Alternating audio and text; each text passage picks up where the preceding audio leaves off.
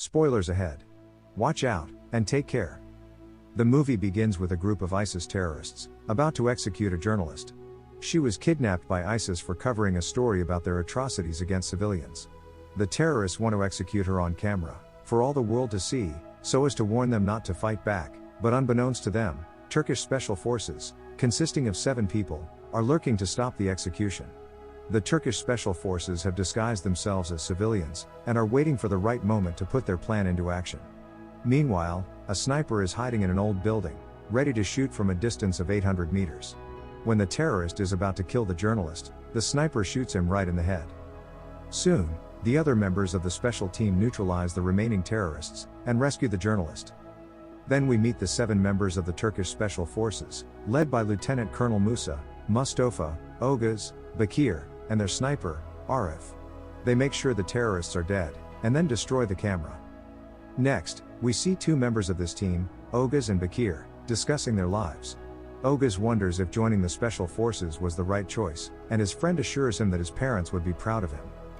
Back to present, the team prepares to return home, and take the journalist with them to the helicopter landing site. She is outraged when she learns that her cameraman and other members of her team were not rescued. Musa tells her that they only followed the orders, and now have to return to base. A rather long journey awaits them, because the helicopter is 24 kilometers away from their current location. Moving ahead a few months later to the commander's office, initially, Musa didn't want to let the 2 of them participate in the mission, but Oguz and Bakir managed to convince him. On the way, Bakir and Oguz find something terrifying. There are the bodies of villagers who had been executed by ISIS, about 3 hours earlier. These terrorists slaughter all citizens of different faiths, and even children are victims of their atrocities. Arif, the sniper, reports to Musa that he sees some terrorists coming in a car.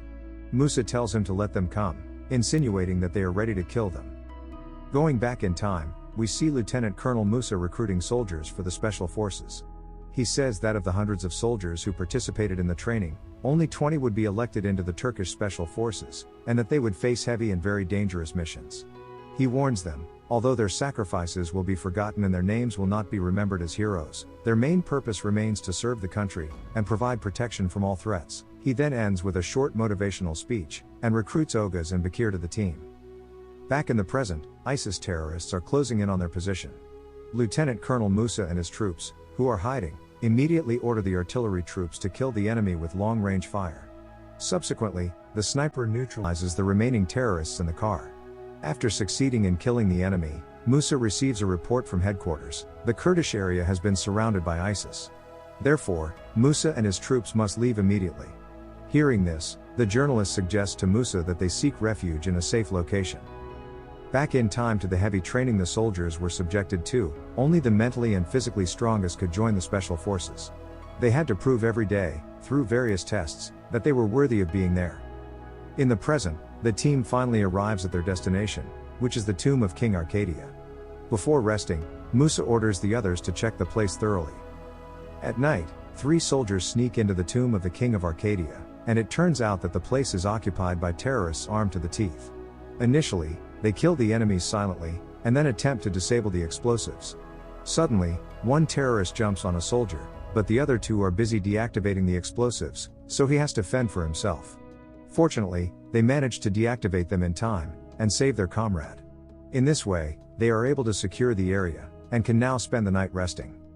The next day, Oguz teaches the journalist how to use the gun, and tells her what it means to be a soldier. Often, he could not sleep at night, even when he was in his bed at home. Traumatic memories of the war haunted him during his sleep, and his girlfriend tried to calm him down. But he knew what he was getting into, and never regretted becoming a soldier. Back in the present, Arif scours the area, and then reports to Musa that he sees terrorists holding civilians hostage, a man, a woman, and a child. Bakir observes the situation, and says that Turkish troops should not ignore it. They decide to rescue the residents, and approach the terrorists to launch a surprise attack, while the sniper will cover them. Under Musa's command, Arif immediately opens fire at a terrorist. Subsequently, the other part of the team kills the remaining enemies in the field. Suddenly, they find out about the existence of an enemy sniper, and Arif immediately neutralizes him. After eliminating the threat, the soldiers free all the hostages. One soldier tells Musa that they are not following the plan, so they should not be here. Musa points out to him that circumstances often change, and they must act in their own way. Oguz finds an extremely injured man, and Musa immediately gives him medical attention. The man says he is a police captain in the Kurdish region, and reveals that ISIS killed 80 of his men, leaving him alone. The policeman begs Musa to end his suffering, and the lieutenant colonel does so. Afterwards, they continue their journey with 2 civilians, a boy and a girl. As they rest, Arif reports that not far from there is the village where the civilians they rescued live. Arif, who is monitoring the village, tells Musa that it appears to be safe from ISIS terrorists. He adds that there is a landing zone for helicopters not far from the village, so they should return to the military base tomorrow morning. Later, they arrive at the village with great vigilance, and make sure there are no terrorists around. The children finally return to their mother's arms. Meanwhile, the village chief greets Musa, and introduces him to the only remaining man, named Boran. Boran reveals that the current villagers number only 40, 25 adults and 15 children. Then he invites them to rest at his home. Soon after, the command center contacts Musa, and informs him that terrorist forces have destroyed the Iraqi army, and that Kurds from the main ISIS battalion will arrive in the village tomorrow afternoon. The team is ordered to leave the village to reach the assembly site at dawn. Boran, after hearing this, can only surrender to the fate of his village and tell them to go. The journalist tries to stop Musa's troops from leaving, and begs them to protect the village, because ISIS terrorists will kill all the villagers. However, Musa refuses, because their main mission is to save the journalist and not to protect the villagers. For Musa, the success of the mission is critical to the safety of its members, but she says the duty of the army should be to protect the weaker citizens. The journalist takes a child, and challenges Musa to tell her that he is unable to save her, but he remains silent. Later, Oguz approaches Musa and tells him that they have a duty to help these innocent people. Nevertheless, Musa says that sometimes they cannot control things around them. Oguz says that if they have to obey orders from their superiors, they should leave here, but if they still have a conscience, they certainly would not have the courage to let the villagers be brutally slaughtered by terrorists. So, Musa decides to save these poor people, evacuating them together with the journalist. The next morning, a helicopter from the base flies in to pick up the journalist and the special team. Upon arrival at the landing site, Musa brings the journalist and all the villagers of Karta. Initially, they put all the children on board, and Musa tells the journalist that the special team will stay here to protect the remaining villagers. She is initially confused, and doesn't want to leave them, but Musa says his main mission is to save her, and asks her to get on the helicopter.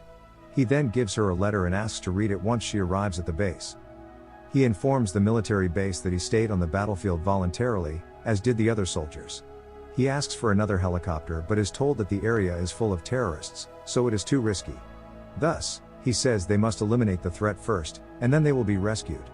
Before fighting, they raise the Turkish flag to increase their patriotic spirit. Then they gather to plan a strategy to combat the onslaught of enemies. They then plant several bombs in areas where ISIS troops are likely to pass. Faisal divides his troops into several teams. Musa orders Arif to position himself on top of the mosque tower, where there is perfect visibility, while Boran is assigned to protect the sniper. While Musa and the others fight on the front lines, another soldier is assigned to the center line. But they need another person in charge of transporting ammunition, so a woman named Nabat offers to help them. Next, they hide the villagers in a safe place. While they wait for the enemies to arrive, each tells different stories about their respective lives.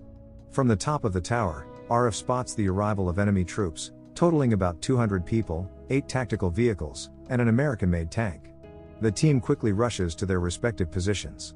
When the ISIS troops arrive at the location of the bomb, Musa detonates it, killing dozens of enemies. Subsequently, the soldiers began killing the surviving terrorists. Being attacked from various directions, the team is forced to retreat to the central line. Mustafa is trying to stop the enemy's attack on the front line, but unfortunately he is hit and captured. Before being executed by the enemies, Mustafa asks Arif to treat his son as his own. Mustafa, who wants to fight to the last drop of blood, blows up along with the terrorists. The soldiers continue getting attacked by ISIS forces, and decide to retreat to their last defensive position. There they try to survive with their remaining ammunition, but as they make their way to the last stronghold, a soldier named Esref is shot by an enemy sniper. Dying, Esref orders Arif to return enemy fire using his body as a shield. Although hesitant, Arif gets into position, and successfully eliminates the enemy sniper. The battle is still going on, and in the last fortress, they continue to hold out, until they run out of ammunition. An ISIS member starts running toward the last position with a bomb on his body. Musa spots the bomb and tries to stop him, but unfortunately, he is hit by another terrorist. Musa's fall ends the battle, and Turkish special forces finally succeed in eliminating the main ISIS battalion. In the meantime, the rescue helicopter arrives at the base, and the journalist reads the letter that Musa had delivered to her. In the letter, he confesses that if his daughter were still alive, he would have wanted her to be as brave and kind as the journalist. Musa advised all of them to continue to take the oath of allegiance to the homeland, and to prioritize the protection of civilians. Several helicopters arrive to pick them up, and finally take them home. The end. Thank you for watching. Subscribe if you'd like to see more videos like this. Turn on the notifications, and leave a like to help the channel out.